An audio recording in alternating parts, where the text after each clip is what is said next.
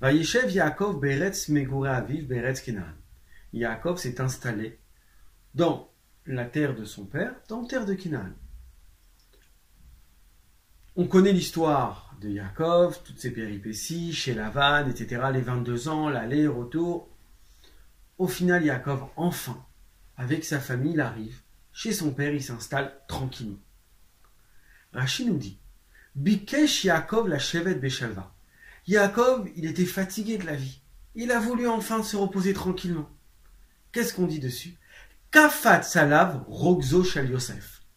Dessus est venue la colère de Yosef, c'est-à-dire l'histoire de Yosef, la jalousie des frères, on sait comment ça s'est terminé, Yosef qui va se retrouver en Égypte, etc.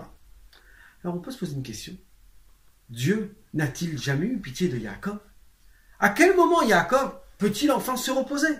Il a travaillé dur chez Lavan, il est parti chargé, il a tout perdu. On connaît, comme il y a marqué, Kibé Maklis, seulement avec mon bâton j'ai passé le Jourdain. Donc, à un moment, Yaakov, on aurait pu au moins s'attendre à ce qu'il y ait un moment de repos pour lui, de répit, pouvoir profiter avec sa famille. Mais on voit qu'Hachem avait décidé autrement. Juste au moment où Yaakov espère se reposer, eh bien, il y a une nouvelle histoire qui lui arrive, l'histoire de Yosef. On ne peut pas dire que l'histoire de Yosef, c'est juste une histoire de jalousie entre frères. On sait très bien que tous les fils de Yaakov étaient des tzadikim. Donc si cette histoire est arrivée, si on nous la raconte, c'est qu'elle a un enseignement particulier. Yaakov, qui était considéré comme le chef de la génération, le tzadik de son temps, qu'est-ce qu'il a voulu? Il a voulu la shevet beshalva. Rester tranquille, il dit, il a assez donné pour la génération, il a assez donné pour les gens qui lui entourent. C'est bon, à un moment il veut penser à lui. Dire c'est bon, je me retire de ce monde-là.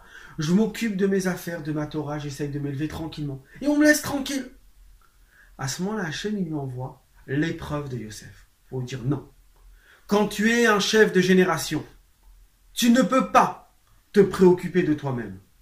Ton but, c'est d'élever et de s'occuper de ta génération. Et ça, c'est le message que Yaakov nous a transmis.